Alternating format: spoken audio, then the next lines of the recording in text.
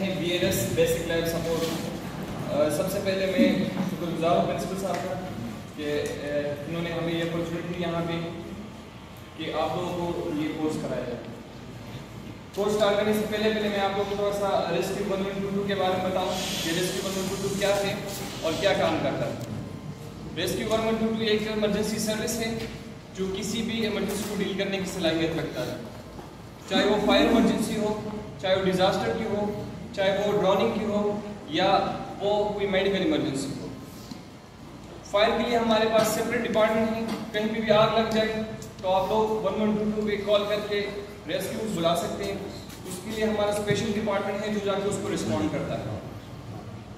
इसके अलावा डिजास्टर, कहीं कोई गाड़ी खाई में गिर जाए, कोई जानवर किसी कुएं में गिर जाए, कोई बंदा हाइट में फंस जाए, तो उसके लिए भी आप रेस्क्यू 1122 बुला सकते हैं और इनके पे स्पेशल डिपार्टमेंट जो उसको रिस्पॉन्ड करता है। इस तरह ड्राउनिंग केसेस, कोई बंदा पानी में डूब जाए, पड़ जाए, तो उसके लिए भी आप रेस्क्यू 1122 को बुला सकते हैं। उनके पास स्पेशल टीम है, गोताखोर टीमें हैं, बोर्ड्स वगैरह जो उसको जाकर रिस्पॉन्ड करता है और आपको उसको डील कर लेता है। और लास्ट में हमारा एम्बुलेंस सर्विस जो एक मिनी हॉस्पिटल की तरह काम करता है। आपकी कॉल आएगी हमारे पास, हम आपके पास आएंगे, आपको घर में ही ट्रीटमेंट प्रोवाइड करेंगे। आपको ऑक्सीजन लगाना हो, आपको न्यूट्रलाइज करना हो, आपको शुगर चेक करना हो, यहाँ तक कि कोई एम्पुटेशन तक हम लोग इसमें कर लेते हैं। एम्पुटेशन मतलब कोई आपकी कोई स्टिचेस वगैरह करना हो, आपको किनोला वगैरह, ड्रिप्स वगैरह, मेडिसिन वगैरह हम आपको घर पे ही प्रोवाइड करेंगे।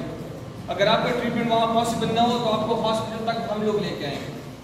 वहीं पर अगर आपका पॉसिबल ना हो, वहाँ पे जो मौजूद डॉक्टर होता है वो कहे भाई इसकी यहाँ पे ट्रीटमेंट नहीं हो सकती, इसको फर्दर लेके जाए आगे पेशावर और कोई बड़े हॉस्पिटल, तो वहाँ भी हमारे स्टाफ मौजूद होता है, हमारे एम्बुलेंस मौजूद होता है और वो वहाँ से भी आपको उधर तक लेके जाएंगे। और ये सारा फ्री ऑफ कॉस्ट है, कोई चार्जेस नहीं है। आपकी कॉल हमारे पास आएगी, आपकी मोबाइल में चाहे वो बैलेंस हो या ना हो, आपकी कॉल हमारे पास आएगी। तो कोई भी इमरजेंसी हो, कहीं भी हो, आप लोग 1122 को बुला सकते हैं। ये थोड़ा सा मैंने आपको रेस्क्यू के बारे में बताना था। अभी आते हैं जो आपको पहले मैं बताया, कोई नोटिंग मटेरियल अपने पास रखें, नोट करते जाएं साथ साथ। आज के सेशन में हम लोग बात करेंगे ब्लीडिंग कंट्रोल के बारे में कि खून आप लोगों ने कैसे कंट्रोल करना है। कोई बंदा जख्मी हो जाए तो आपने उसकी खून को कैसे कंट्रोल करना है। फ्रैक्चर मैनेजमेंट, किसी का हार्ट टूट जाए, पैर टूट जाए तो आपने उसकी मैनेजमेंट कैसे करनी है। कोई बंदा जल जाए तो आपने उसकी फर्स्ट एड मैनेजमेंट कैसे करनी है। चौकिंग, किसी के गले में कोई चीज़ फंस जाए, किसी बच्चे के गले में कोई सिक्का वगैरह फंस जाए तो आपने उसको कैसे निकालना है। और लास्ट में कोई बंदा बेहोश हो जाए तो आपने उसकी असेसमेंट कैसे करनी है और उसको होश में लाने के लिए क्या तरीकाकार करना है।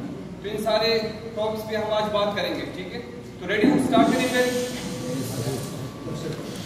सबसे पहले ब्लीडिंग कंट्रोल। किसी को कट लग जाता है तो जगहों पे अभी भी ये प्रैक्टिस होती है कि वहाँ पे उसको खून रोकने के लिए नसवार रख देते हैं, छोटे बच्चों से पेशाब करवाते हैं, कपड़ा वगैरह चला के उसके रात उसके ऊपर रखते हैं। ये तरीकाकार अप्लाई होता है। तो कहीं भी ये हो तो आपने उसको अवॉइड करना है।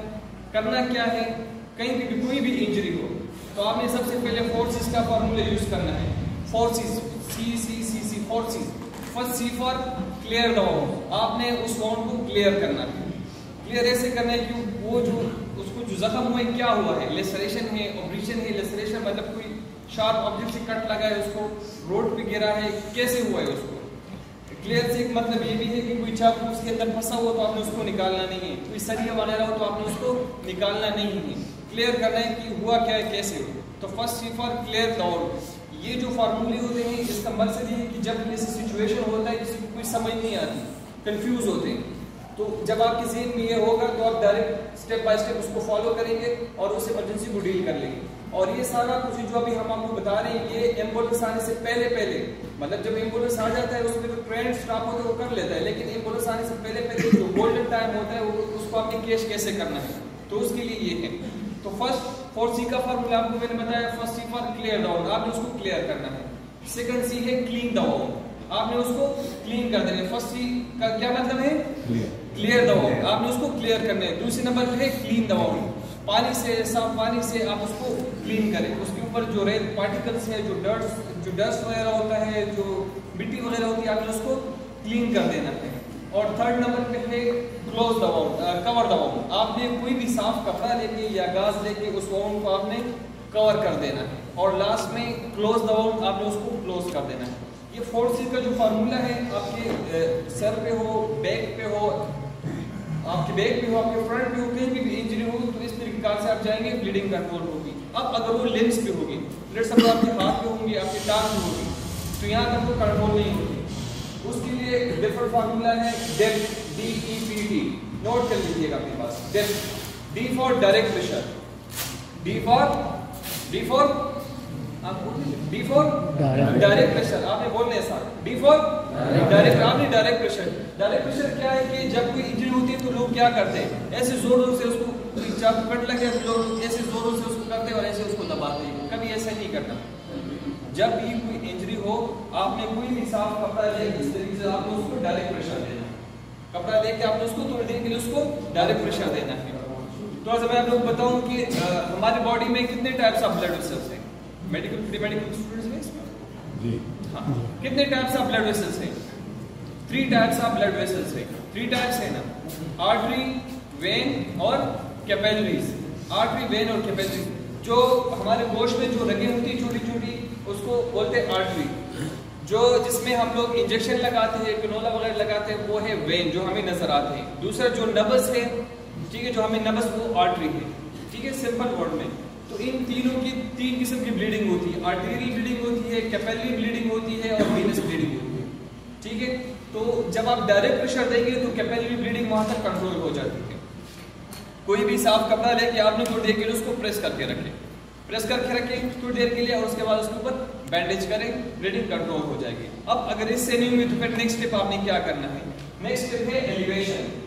डेप्थ का फॉर्मूला मैंने बताया, D फॉर डायरेक्ट प्रेशर, और उसके बाद है elevation, E for elevation. Elevation का मतलब ये है कि आपने उस इफेक्टेड पार्ट को हार्ट लेवल से ऊपर करना है। अब हाथ पे है तो आप उसको चेयर पे बिठाएं, इस तरीके से हाथ को ऊपर करें थोड़ी देर के लिए, और उसके ऊपर मजीद बैंडेज करें तो ब्लीडिंग कंट्रोल हो जाएगी। होगा क्या कि वहां पे प्रेशर, खून का प्रेशर कम हो जाएगा और बैंडेज, वो आपकी ब्लीडिंग कंट्रोल हो जाएगी। तो सेकंड स्टेप है एलिवेशन। फर्स्ट आपने डायरेक्ट प्रेशर करना है, और दूसरे नंबर पे क्या करना है?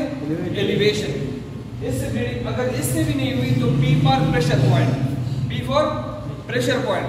हर जगह का अपना एक प्रेशर पॉइंट होता है। लेट्स सपोज ये है तो इसके ये प्रेशर पॉइंट, मेन सप्लाई आप लोग चेक करें, अपना हाथ थोड़ा सा ऐसे ऊपर करें, थोड़ी देर के इसको ऐसे प्रेस करके रखें। जैसे आप छोड़ेंगे जैसे एक लेयर से आपको महसूस होगी। उर्दू में सब कंफर्टेबल है ना? कंफर्टेबल है।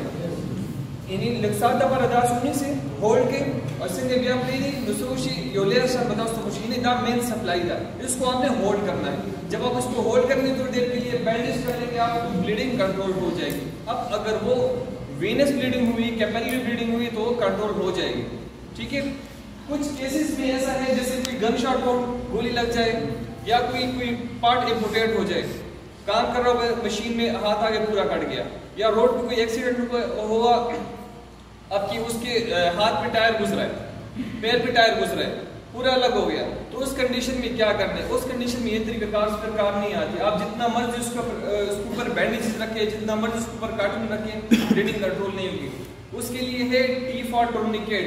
डेप्थ का फॉर्मूला मैंने आपको बताया, D for direct pressure, E for elevation, P for pressure point. ये 3। अब इससे फोर्थ नंबर है टूर्निकेट। टूर्निकेट क्या चीज है? इसका नाम आपको याद ना हो, लेकिन जब इसका फंक्शन आपको याद हो। टूर्निकेट आपने जो इफेक्टेड पार्ट हो, कोई भी आपने इस तरह कपड़े का पीस लेके, ये इमरजेंसी टूर्निकेट होता है। वैसे टूर्निकेट की काफी सारी किस्में होती है जो हॉस्पिटल में भी यूज होता है। ब्लड सैंपलिंग के लिए भी टूर्निकेट यूज होता है, ऑर्थोपेडिक सर्जरी के लिए भी टूर्निकेट यूज होता है, लेकिन ये इमरजेंट टूर्निकेट है। इमरजेंट टूर्निकेट का मतलब कोई भी आपने साफ कपड़े का पीस लेके और आपने अबाउट 3 इंचेस आपने उसको बांध देना है। ये लेट्स सपोज का इम्पोर्टेट हो गया, कट गया पूरा हाथ, ठीक है, तो आपने उसको इस तरीके से बांध देना है और दरमियान में आपने बॉल पॉइंट रख देना है। ठीक है, बॉल पॉइंट रख सकते हैं, कोई स्टिक का पीस यूज कर सकते हैं, कोई मसवाक का, कोई भी अल्टरनेट, यहाँ पे आपने इसको यूज कर देना है, बांध देना है और उसको घुमा देना है। जब घुमाएंगे तो क्या हो जाएगा? टाइट हो जाएगा। जब टाइट होगा तो ब्लीडिंग बंद हो जाएगी, ब्लीडिंग बंद हो जाएगी। अब ये लास्ट कंडीशन में हर जो जख्मी जो जख्म होता है उसके लिए आपने टूर्निकेट यूज नहीं करना। टूर्निकेट आपने उस कंडीशन में यूज करना है जब आर्टरी ब्रेक हो जाए, नब्ज कट जाए, तो उस कंडीशन में आपने टूर्निकेट यूज करना है, ठीक है। लेकिन आपने जब टूर्निकेट जब आप यूज करोगे तो 3 चीजों का आपने ख्याल रखना है। कितनी चीजों का? 3 चीजों का। एक आपने वहां पे डेट एंड टाइम मेंशन करना है। यहाँ पे सपोज यहाँ पे टूर्निकेट लगाया हुआ है तो आपने डेट और टाइम आपने मेंशन करना है, ठीक है। एक दूसरा, जिस बंदे को आप टूर्निकेट लगा रहे हो उसके माथे पे आपने टी का निशान लगाना है। किस चीज का? टी का निशान आपने लगाना है, ठीक है। 2 हो गई। तीसरे नंबर पे आपने उस पार्ट को एग्जामिन करता रहना है, इसको आपने देखता रहना है कि इसका कलर चेंज हो रहा है तो आपने इस बॉल पॉइंट को वापस घुमाना है। ये बॉल पॉइंट हम लोग इसलिए लगा रहे हैं ताकि इसकी कंट्रोल हमारे हाथ में हो। इस तरह टूटी से हम पानी खोल लिया, पानी ले लिया, टूटी बंद कर दी, ठीक है। तो सेम फंक्शन इसका भी, हम उसको डायरेक्ट भी बांध सकते थे। तो मकसद इसका है कि आपने क्या करना है, इसको वापस घुमाना है ताकि इससे कलर ठीक हो जाए, फिर आपने टाइट कर देना है, ठीक है। क्योंकि पार्ट ये बाकी हाथ तो ठीक है इसका, क्योंकि जब आप इसको टाइट बांध देते हो तो इसका ब्लड भी बंद हो जाता है। तो अगर ये काफी टाइम तक बंद होता रहा तो क्या हो जाएगा, ये हाथ निक्रोटिक होता जाएगा और ये जाया हो जाएगा। इस तरह टांग को भी जहां भी आप लगाएंगे तो क्या हो जाएगा, वो जाया होगा। तो ये टूर्निकेट इसलिए लगा रहे हैं। टी का निशान ये बॉल इसलिए लगाए ताकि इसकी कंट्रोल हमारे हाथ में। टी का निशान इसलिए लगाए ताकि पता चले कि इस बंदे को टूर्निकेट लगा हुआ है। लेट्स सपोज इस बंदे को आपने टूर्निकेट लगाया, हॉस्पिटल पहुंच गया, वहां पे आपने टी का मार्क नहीं किया, उनको नहीं पता, वो लोग वैसे चेक करेंगे भाई कोई एक्टिव ब्लीडिंग नहीं है, कोई खून नहीं बह रहा, कोई एक्टिव ब्लीडिंग नहीं है, कोई खून नहीं बह रहा, आराम से उसको ऑपरेट करेंगे। तो क्या हो जाएगा, जब तक आपके पास था आप तो उसको ब्लड देते रहे, आप तो उसको ढीला करते रहे, ब्लड उसको देते रहे, लेकिन उनको तो नहीं पता, वो कहेंगे भाई कोई एक्टिव ब्लीडिंग नहीं, आराम से इसको ऑपरेट करेंगे। तो क्या हो जाएगा, उसका जो हाथ को आपने लगाया या पैर को लगाया वो जाया हो जाएगा, ठीक है। तो जब टी का निशान आपने लगाया हो तो उसको पता चल जाएगा कि इस बंदे को टूर्निकेट लगा हुआ है। ये कहीं भी तो हो सकता है, आप लोग जा रहे हो रास्ते में, कोई एक्सीडेंट हो जाए, कोई इस तरह का मेजर वेसल्स कट जाए, बड़ी रग कट जाए, तो लोग सारे पैनिक हो जाते हैं। आप लोगों को पता चल गया, आप लोग ट्रेंड हो गए, आप लोगों को अंदाजा हो गया हमने करना क्या है। सिंपल कुछ नहीं, वहां से कोई आप शूज का लेस उतार के, लेसेस उतार के इससे भी आप उसको बांध सकते हैं, बांध दे और टी का मार्क कर दे और एम्बुलेंस के लिए कॉल करे फोन, ठीक है। तो ये टी का निशान आप लगाने, डेट एंड टाइम इसलिए लगाते हैं ताकि कोई मास कैजुअलिटीज हो, कोई बम ब्लास्ट हो, कोई बड़ी बस वगैरह उड़ जाए, काफी सारी कैजुअलिटीज हो, काफी सारे बंदों को आपने टूर्निकेट लगाया तो उसमें क्या होगा, जिसको पहले लगाया उसको पहले ऑपरेट किया जाए। तो ये 3 चीजों का आपने ख्याल करना है, क्योंकि ये बहुत डेंजरस भी है। डेंजरस इसलिए कि अगर गलत तरीके से इसको मैनेज किया गया तो आप उसके हाथ को या पैर को उसको जाया कर सकते हो, ठीक है। तो टूर्निकेट आपने लास्ट कंडीशन में लगाना है। ये ब्लीडिंग कंट्रोल का, कोई भी ब्लीडिंग हो इस तरीके से आप गुजरेंगे तो ब्लीडिंग कंट्रोल होगी। पहले मैंने आपको 4 C's का फार्मूला बताया। First C for clear the wound, second C for clean the wound, third C for cover the wound, and fourth C for close the wound. First C for clear the wound. First C for clear the wound. Second C for clean the wound. Very good. And third C for cover the wound, and fourth C for close the wound. फिर उसके बाद depth का formula मैंने आपको बताया।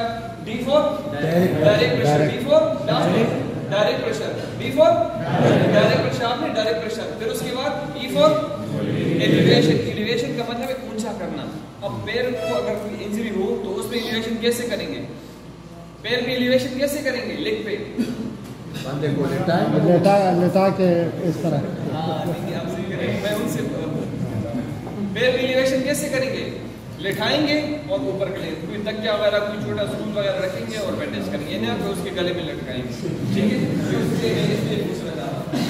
Elevation और फिर इसके बाद ये P for pressure, P for pressure. हर जगह का अपना अपना प्रेशर पॉइंट होता है। यहाँ का मैंने ये बताया, यहाँ पे ये फेमोरल आर्टरी है हमारी, टिबियल आर्टरी, यहाँ पे उसको थोड़ी देर होल्ड करेंगे, ठीक है, और बैंडेज कर लेंगे तो ब्लीडिंग कंट्रोल होगी। और लास्ट में है टूर्निकेट, ठीक है। टूर्निकेट उस केसेस में जब मेजर आर्टरी कट जाए तो उस कंडीशन में आपने टूर्निकेट यूज करना, ये तो ब्लीडिंग।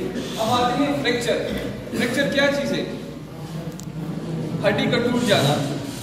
वैसे तो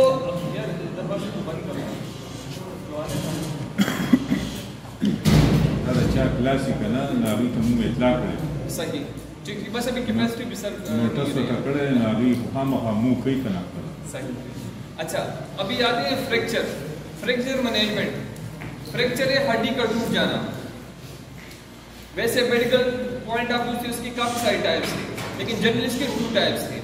एक है ओपन फ्रैक्चर, दूसरा है क्लोज फ्रैक्चर।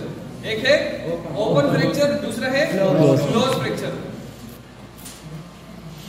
कितने टाइप्स है? ये आपके साथ वाले आपके साथ वाले कितने टाइप्स है फ्रैक्चर के? बैक साइड, बैक जिसने लगाया हुआ, यहाँ फोकस करें, ठीक है, यहाँ फोकस करें। कितने टाइप्स है? 2 टाइप्स है। एक है ओपन फ्रैक्चर, दूसरा है क्लोज फ्रैक्चर। ओपन फ्रैक्चर वो है जिसमें हड्डी भी बाहर निकली होती है और खून भी बह रहा होता है, वो कौन सा है? Open fracture. दूसरा है क्लोज फ्रैक्चर। क्लोज फ्रैक्चर वो है जिसमें स्वेलिंग होती है, सूजन वहां भी हो जाती है, टेंडरनेस हो जाती है, सख्त हो जाती है वो जगह, डिफॉर्मिटी हो जाती है, वो ऑर्गन प्रॉपर काम नहीं करता, वो है क्लोज फ्रैक्चर। करना क्या है? कोई भी फ्रैक्चर हो उसके मैनेजमेंट के लिए यूज करते हैं स्प्लिंट।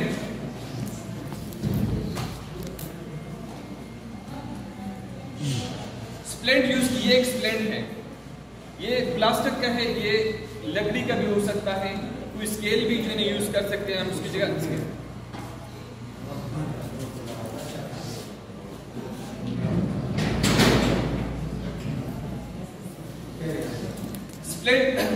स्प्लिंट का काम क्या है कि जो इफेक्टेड बोन हो, जिस आकर जो हड्डी टूट जाए, उसके लिए आपने सपोर्ट देना है। इमोबिलाइज, मेन फंक्शन इसका है इमोबिलाइजेशन। इमोबिलाइजेशन का मतलब आपने उस पार्ट की हरकत को रोकना है, ठीक है। तो ये स्प्लिंट यूज किया जाता है। ये अगर सपोज इसका हाथ टूटा हुआ है तो आपने इसको स्प्लिंट ऐसे इस्तेमाल करना है। ये लकड़ी का भी हो सकता है। अब बाहर गए हो आउटिंग पे, किसी केयर में आपके साथ इस तरह का हादसा आया, तो आपने और कुछ नहीं है तो आप स्टिक का पीस यूज कर सकते हैं। दरअसल स्टिक आप काटे उसको भी आपने एज ए स्प्लिंट यूज कर सकते हैं। क्लास में ये कुछ नहीं है, स्केल जो आपके पास जो लाइन के लिए होती है उसको भी आप एज ए स्प्लिंट यूज कर सकते हैं। मकसद ये कि आपने उसको इमोबिलाइज करना है। क्या करना है? इमोबिलाइज, मतलब उसकी हरकत को रोकना है। होगा इससे क्या कि जो हड्डी टूटी हुई है मजीद वो अंदर डैमेज नहीं करेगा, वैसे उसको डैमेज नहीं करेगा, रगों को डैमेज नहीं करेगा, ठीक है। एक दूसरा, उसको पेन नहीं होगा, प्रॉपर शेप में होगा, ठीक है। कुछ लोग होते हैं जो जाते कि भाई एक मिनट उसको मैं पकड़ के उसका ठड़क करके इसकी का पटाखा निकालते हैं, ठीक है। तो इस तरह कभी नहीं करना कि भाई इसकी प्रॉपर शेप में लाने की कोशिश ना करें। जिस शेप में हो उसको थोड़ा सा प्रॉपर नॉटिकल शेप में ले और स्प्लिंट उसको अप्लाई करें। टांग पे हो तो टांग पे भी आप यही तरीके का अप्लाई कर सकते हैं, हाथों पे भी यही तरीके का अप्लाई कर सकते हैं, ठीक है। देखिए ओपन फ्रैक्चर में सबसे पहले हम क्या करेंगे? जो ओपन फ्रैक्चर हो, स्प्लिंट लगाने से पहले हम उसके साथ एक प्रोसीजर करेंगे। क्या करेंगे जी? वेरी गुड, शाबाश। सबसे पहले हम क्या करें? ब्लीडिंग को कंट्रोल करेंगे, क्योंकि ओपन फ्रैक्चर में खून बह रहा होता है। हड्डी भी निकली होती है, हड्डी ना निकली हो तो फिर भी वैसे खून उसका ओपन फ्रैक्चर में खून बाहर नजर आता है, वो बह रहा होता है। तो सबसे पहले आपने क्या करना है? ब्लीडिंग को कंट्रोल करना है, फिर उसके बाद आपने स्प्लिंट अप्लाई करना है, ठीक हो गया। अब ये स्प्लिंट हम एक और केस में यूज करते हैं, लेकिन याद रहे जब आप स्प्लिंट अप्लाई कर लेते हो तो आपने उस पार्ट का CSM चेक करना है। लेकिन अपने पास CSM, C फॉर सर्कुलेशन, आपने उसका सर्कुलेशन चेक करना है कि आपने उसका सर्कुलेशन बहुत ज्यादा टाइट तो नहीं बांधा, क्योंकि वो क्या हो जाती है, ये जगह फिर ब्लू हो जाती है, स्वेलिंग हो जाती है। तो आपने उसका CSM चेक करना है, C फॉर सर्कुलेशन। अब सर्कुलेशन कैसे चेक करनी है? आपने इस नेल बेड को प्रेस करना है, विद इन 2 सेकंड। अगर ये वापस इसका कलर ठीक हो गया 2 सेकंड के अंदर अंदर, तो इसका मतलब आपने उसकी सर्कुलेशन को इंटरप्ट नहीं किया, ठीक हो गया। ये CSM। फिर है S फॉर सेंसेशन, आपने उसकी सेंसेशन को भी चेक करना है कि तक भी आपने उसकी नर्व को कोई डिप्रेस तो नहीं किया, हड्डी टूटी हुई उसके साथ नर्व गुजर रहे थे, कोई आपने उसको डिप्रेस तो नहीं किया, कोई ज्यादा टाइट उसकी नर्व को आपने दबाया तो नहीं है। तो उसके लिए सेंसेशन, S फॉर सेंसेशन, कोई मालपॉइंट के बीच आपने उसको ऐसे करना है भाई आपको महसूस हो रहा है या नहीं, ठीक है। और लास्ट है M फॉर मोमेंट, मोटर। काटे तो वहां पे उसको कट लगा देते हैं, ठीक है। मुंह उसके ऊपर रख के उसके जख्म निकालने की कोशिश करता है, आगे उसको बांध देते हैं ताकि उसका पूरा जहर बॉडी पे फैल न जाए। तो ये तीनों टेक्निक्स का कोई फायदा नहीं है, बेकार है, नुकसान इसका है। नुकसान ऐसे है कि जब आप कट लगाते हो तो मेबी आपसे कोई मेजर वेसल कट जाए, ठीक है। दूसरा नुकसान, जब उससे जहर से करने की कोशिश करते हैं तो मेबी वो वेनम उसके मुंह में जाए, उसको रिएक्शन हो जाए, ठीक है। बांधने से आपको जैसे मैंने टूर्निकेट का बताया कि अगर काफ़ी टाइम तक टूर्निकेट बंधा रहे, ब्लड बंधा है, तो जो नीचे वाले लिम्स होते हैं वो ज़ाया हो जाते हैं। तो इन तीनों का कोई फ़ायदा नहीं, नुकसान इसका है। ठीक है, करना क्या है, जब भी इस तरह केस हो, सिंपल उस स्नेक्स ने बाइट किया, ठीक है, आप वहाँ पे आए, उसको जो वाउंड है, इन्फेक्टेड एरिया है, आप उसको वॉश करें और स्प्लेंड उसको अप्लाई करें। मेन चीज़ जो उसमें फंक्शन है वो उसकी आपने उसकी क्या करनी है, मोटिवेशन, आपने उसको मोटिवेट करना है। मोटिवेट आपने उसकी साइकिलिंग करनी है, आपने उसको बताने की उसमें घबराएं, तसल्ली देनी है आपने उसको। ठीक है, उसको आराम से बिठाएं, तसल्ली ऐसे नहीं कि भाई कल भी किसी को काटा था, कुछ नहीं हुआ। स्नेक्स के बारे में बताऊँ, अबाउट 90% स्नेक जो है वो जहरीले नहीं है, ओनली 10% स्नेक ये जहरीले हैं। ठीक है, लेकिन इसका मतलब नहीं कल से आप सांप पकड़ना शुरू करें, भाई रेस्क्यू वाले आए थे, कोई सांप जहरीला नहीं है, पकड़ना कोई पता नहीं चलता कौन सा जहरीला है या नहीं। मैं जिस चीज़ पे आप फोकस रखना चाह रहे हैं वो ये है कि लोग जो मर जाते हैं या बेहोश हो जाते हैं वो खौफ की वजह से, उनको नहीं, वो खौफ की वजह से। तो आपने उसकी काउंसलिंग करनी, और जो स्नेक बाइट उसमें इतना टाइम होता है कि आप उसको हॉस्पिटल तक लेके जा सकते हैं। ठीक है, आपने जो करना है, आपने उसको बिठा के प्रॉपर जगह को वॉश करके आपने उसको स्प्लेंट अप्लाई करना है। ठीक हो गया, उसके बाद आपने उस स्नेक जो भी हो आपने उसको मार के उसको उसके साथ लेके जाना है। हॉस्पिटल भी आपने उस स्नेक को उसके साथ लेके जाने ताकि उसके जहर का एंटीडोट मिल जाए। ठीक है, तो अगर ना हो भाग गया तो फिर उसके पीछे भागने की जरूरत नहीं। ये ना हो कि भाई मैं स्नेक को साथ लेके जाऊंगा, नहीं तो नहीं लेके जाऊंगा, फिर ऐसा भी नहीं करना। भाग गया तो भागने दो। हाँ, उसकी शक्ल अगर याद हो तो आप जरूर उसका जो शक्ल है आप उसको वहाँ पे डॉक्टर को बताएं कि इस टाइप का स्नेक था, ब्लैक कलर का था, ये था, पूरा आप उसको स्टोरी समझाएं। ठीक है, ना भी हो तो कोई इशू नहीं, लेकिन अगर है तो आप उसको अच्छा होगा कि आप उसको उसके साथ लेके जाएं। हो गया, और फिर आप उसको स्प्लेंट इसलिए अप्लाई करते हैं क्योंकि वो इफेक्टेड बॉक्स, वो जो पार्ट है वो डिफॉर्मिटी वहाँ पे हो सकती है, वो काम करना छोड़ सकता है। जब आप उसको स्प्लेंट अप्लाई करेंगे तो प्रॉपर शेप में होगा, डिसलोकेशन उसकी नहीं होगी, उसके वो जॉइंट से नहीं निकलेगा। क्योंकि आपको पता जब वो ऑपरेशन करते हैं छोटे ऑपरेशन तो उस जगह को एनेस्थीसिया दे देते हैं, बाकी बंदा काम सही कर, लेकिन उस एरिया को कहते हैं उसको सुन कर दें। ठीक है, तो मेन उसका इफेक्ट कोई ऐसा हो कि वो सुन हो जाए, जॉइंट को हाथ प्रॉपर उसकी शेप में नहीं होता, तो इसलिए उसको आपने स्प्लेंट अप्लाई करना है। ठीक हो गया जी। अभी आते हैं बर्न के बारे में।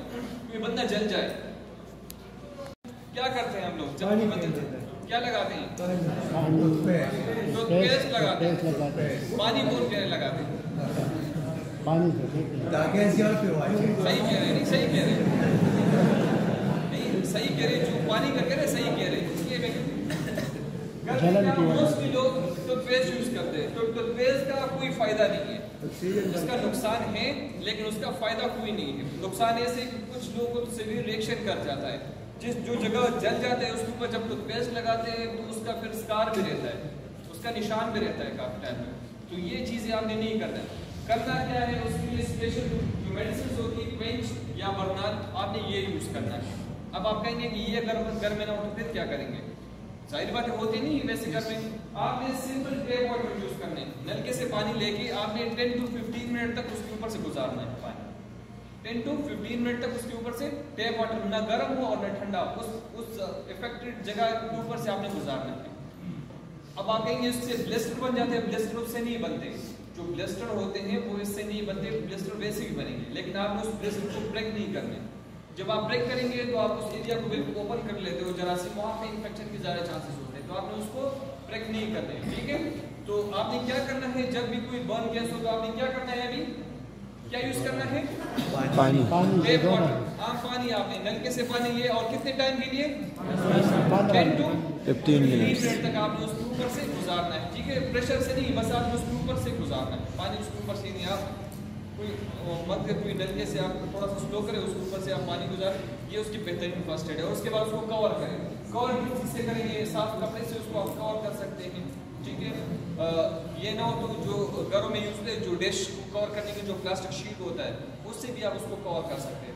ठीक है, और ये मेडिसिन उसके लिए मंगवाएं और ये मेडिसिन अप्लाई करें। ठीक हो गया जी, ये बर्न के लिए। अब आते हैं चौकिंग, गले में कोई चीज़